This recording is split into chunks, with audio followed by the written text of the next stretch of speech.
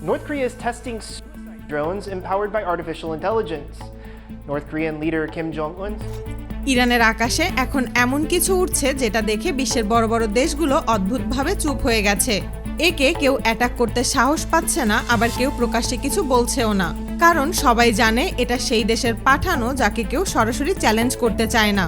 এই ড্রোনের নাম স্যাবয়েল 4, আর এটা সরাসরি পাঠানো হয়েছে উত্তর কোরিয়া থেকে। বিভিন্ন আন্তর্জাতিক সংবাদ মাধ্যম ও সোশ্যাল প্ল্যাটফর্মেও এই ড্রোন নিয়ে আলোচনা শুরু হয়েছে, যদিও বিষয়টি এখনও আনুষ্ঠানিকভাবে কেউ নিশ্চিত করেনি। উত্তর কোরিয়া বরাবরই তাদের সব কাজ নীরবে করে থাকে, আর এবার তারা এমন এক চাল দিয়েছে যা পুরো মধ্যপ্রাচ্যের শক্তির সমীকরণ নাড়িয়ে দিয়েছে। বিভিন্ন সূত্রের দাবি অনুযায়ী তারা তাদের গোপন গোয়েন্দা ড্রোন ইরানে পাঠিয়েছে। এটা কোনো সাধারণ নজরদারি ড্রোন নয়, এটা এক ধরনের ভাসমান গুপ্তচর যা পুরো মধ্যপ্রাচ্যের সামরিক নড়াচড়া, রাডার সিগন্যাল, এমনকি যুদ্ধ প্রস্তুতির ব্যাপারেও খোঁজ নিতে পারে। কিছু আন্তর্জাতিক নিরাপত্তা পর্যবেক্ষকরা বলছেন এই ধরনের ড্রোন শুধু নজরদারি নয়, বরং তথ্য সংগ্রহের মাধ্যমে যুদ্ধের আগেই পরিস্থিতি নিয়ন্ত্রণে আনতে পারে। এই ড্রোন দিনের পর দিন ইরানের আকাশে উড়ছে, কিন্তু কেউ এটাকে নামানোর সাহস দেখাচ্ছে না। এমনকি যারা নিশ্চিতভাবে জানে যে এটা উত্তর কোরিয়ার পাঠানো, তারাও নীরব, কারণ সবাই বোঝে এই ড্রোনে হাত দেওয়া মানেই বড় কিছু ডেকে আনা।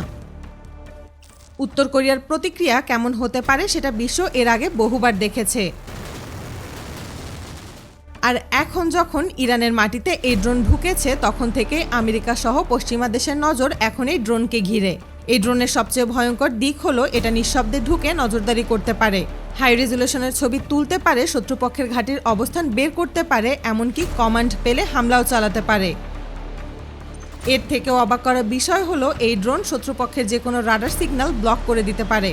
কোনোভাবে যদি একবার শত্রু দেশগুলো একে অন্যের সাথে যোগাযোগ করে, এই ড্রোন সেটা সঙ্গে সঙ্গে ধরে ফেলে, তারপর সেই তথ্য সরাসরি ইরানের মিলিটারি হেডকোয়ার্টারে পাঠিয়ে দেয়। ফলে যুদ্ধ শুরুর আগেই ইরান বুঝে যায় কোথায় কি হতে যাচ্ছে, কোন দেশ কোন দেশের সাথে কি কথা বলছে, সেই তথ্য সংগ্রহ করতে পারে বলে বিভিন্ন ডিফেন্স বিশ্লেষকরা দাবি করেছে।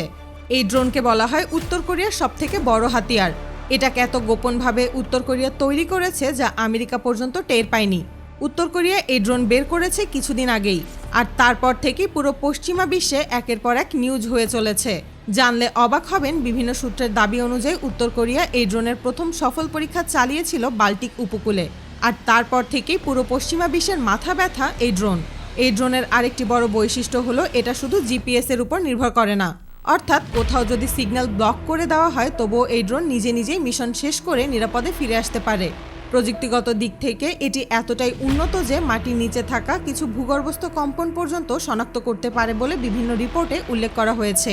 মানে শত্রুপক্ষ যদি মাটির নিচে গোপনে কোনো অস্ত্রাগার তৈরি করে, এই ড্রোন তাও শনাক্ত করতে পারে। এই ড্রোনের দুটি আলাদা ভার্সন আছে। ছোট ভার্সনটি মূলত গোপন তথ্য সংগ্রহের জন্য ব্যবহার করা হয়, আর বড় ভার্সনটি বোমা বা মিসাইল বহন করতে পারে এবং নির্দিষ্ট টার্গেটে গোপনে আঘাত হানার সক্ষমতা রাখে। ইরানের কাছে এই ড্রোন থাকা মানে শুধু একটি নজরদারি যন্ত্র নয়, এটা যেন আকাশে উড়ে বেড়ানো একটি প্রযুক্তিগত চোখ। আর এই চোখ এখন শুধু ইরানের আকাশেই সীমাবদ্ধ নয়, গোটা মধ্যপ্রাচ্য এমনকি পশ্চিমা সামরিক ঘাঁটিগুলোর দিকেও এর নজর রয়েছে বলে ধারণা করা হচ্ছে। আর ঠিক এই কারণে ইরান এখন আগের থেকে আরও অনেক শক্ত অবস্থানে চলে গিয়েছে বলে ধারণা করা হচ্ছে। কিন্তু সবচেয়ে বড় প্রশ্নটা থেকেই যায়, কেন কেউ এই ড্রোন থামাচ্ছে না? কারণ সব দেশই জানে যদি কেউ এই ড্রোন থামাতে চায়, উত্তর কোরিয়া সেটাকে সরাসরি কঠোর পদক্ষেপ হিসাবে নিতে পারে।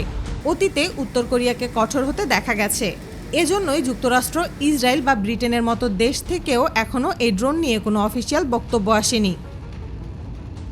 যদিও বিভিন্ন আন্তর্জাতিক পর্যবেক্ষকরা দাবি করছে স্যাটেলাইট ইমেজ আর গোয়েন্দা রিপোর্টে এই ড্রোনের উপস্থিতির ইঙ্গিত মিলছে।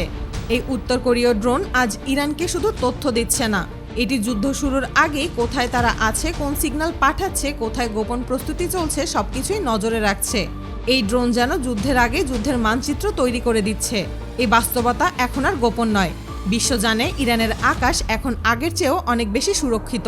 শুধু নিজেদের অস্ত্রের কারণে নয়, বরং রাশিয়া ও উত্তর কোরিয়ার প্রযুক্তিগত সহায়তাও এখন ইরানের পাশে দাঁড়িয়ে আছে বলে বিভিন্ন বিশ্লেষকরা মনে করছেন। আর এই কারণেই হয়তো মধ্যপ্রাচ্যে এখন ইরান শক্তিশালী হয়ে সামনে এসেছে।